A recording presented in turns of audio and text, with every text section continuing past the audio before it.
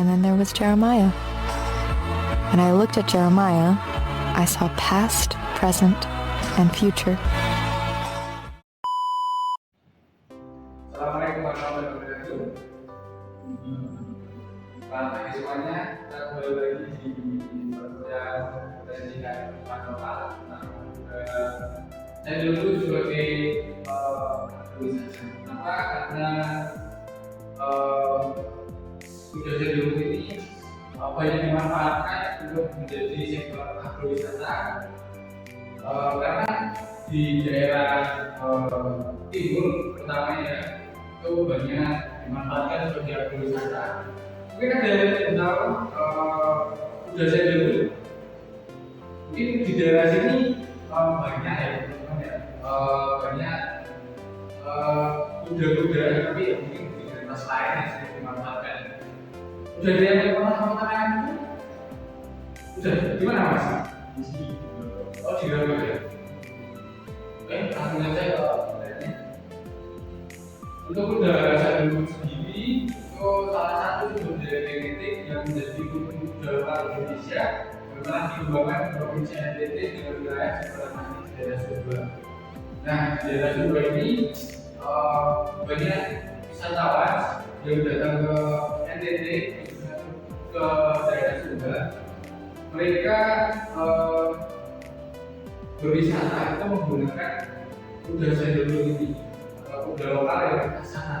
Jadi warga sekitar sana lebih memanfaatkan kudanya untuk berwisata.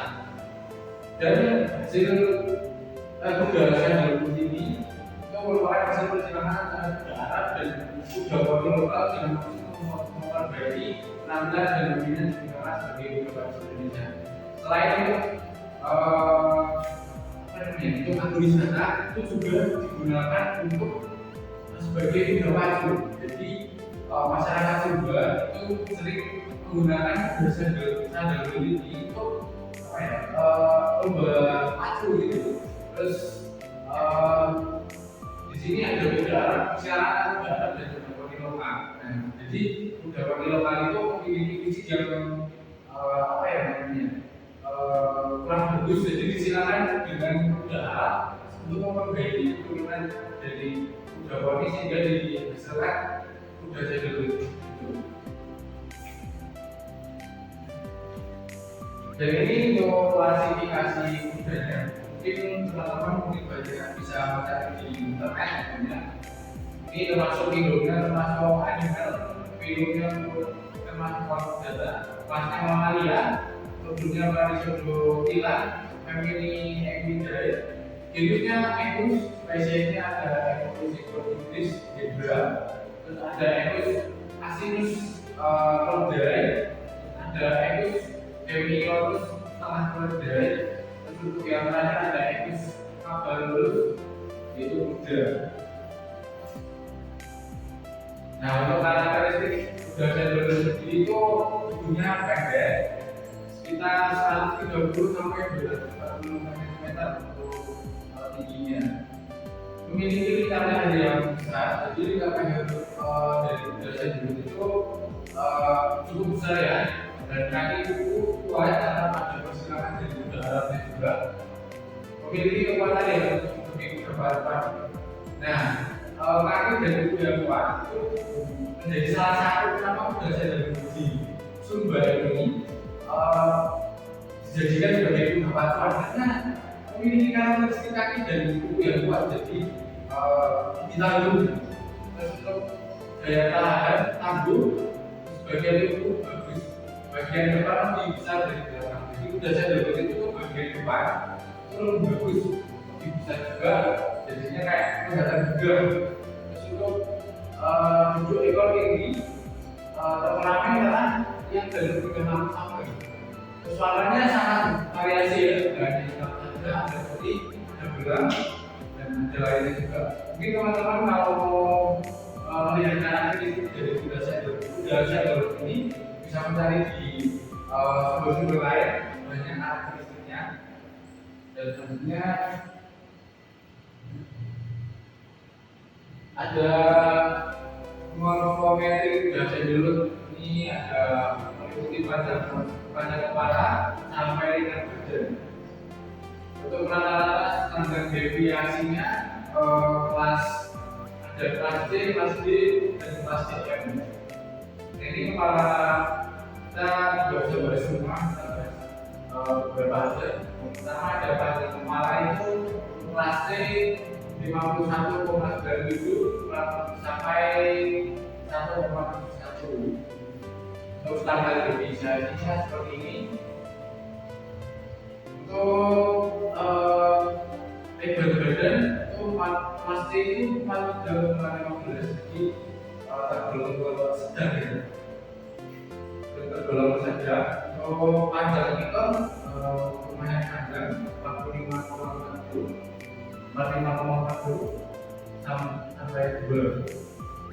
Untuk tingkat badan ini juga bisa juga karena 1,9 lumayan besar ya, 1,9 sampai 3,9 lumayan. Untuk tinggi badannya 1,9 C, kelas D nya 1,24, untuk kelas D nya 1,20. Jadi berdasarkan jalur ini memiliki karakteristik yang cukup tinggi, pendek, tapi ya terlalu pendek, jadinya pendek, sejengan udah persilangan udah.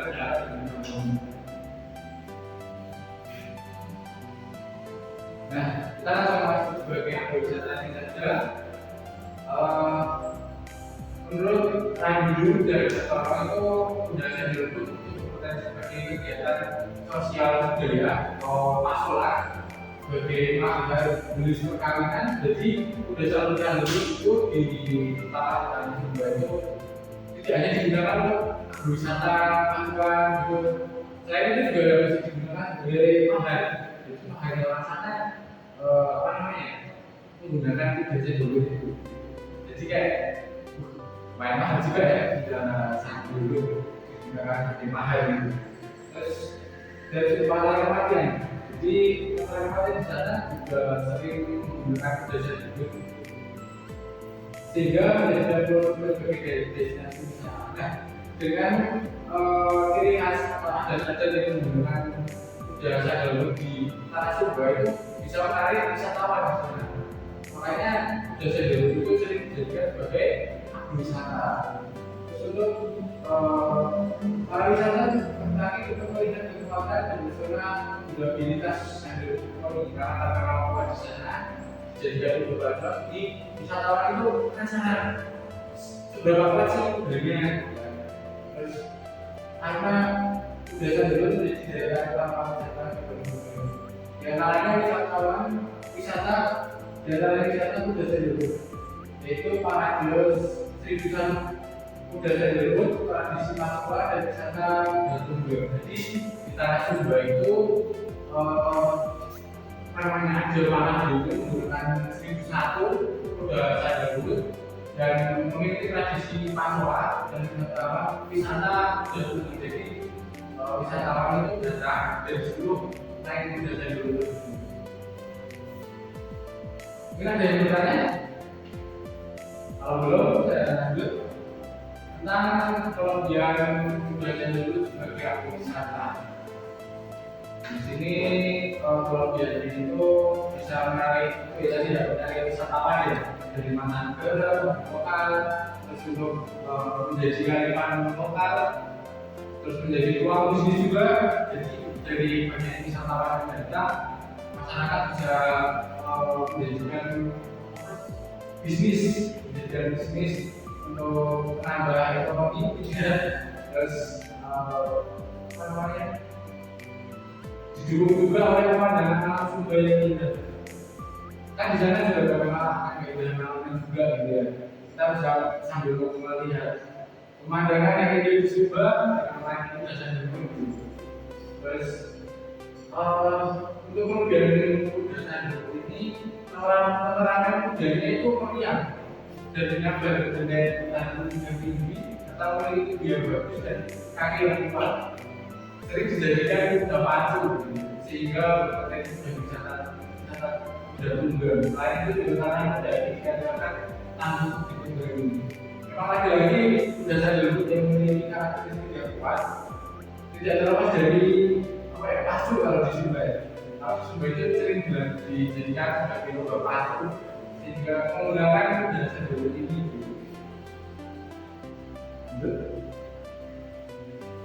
Oke, kita sudah sampai kesimpulan dan tentu juga ya. Gak kerasa sudah sampai ke kesimpulan. Jadi kesimpulan yang didapatkan bahasa Indonesia ini adalah salah satu sumber dari genetik. Walaupun udah lama Indonesia yang dikembangkan di provinsi NTC dengan wilayah implementasi provinsi geografis sudah jadi Pulau Sumba. Budaya ini memiliki potensi sebagai wisata bagi teman-teman. Tapi juga berupa tradisi masalah untuk juga karena yang terlihat dan dilakukan serta dengan yang baik. Jadi itu kesimpulan pada pertanyaan pagi ini. Kira ada yang ditanyakan?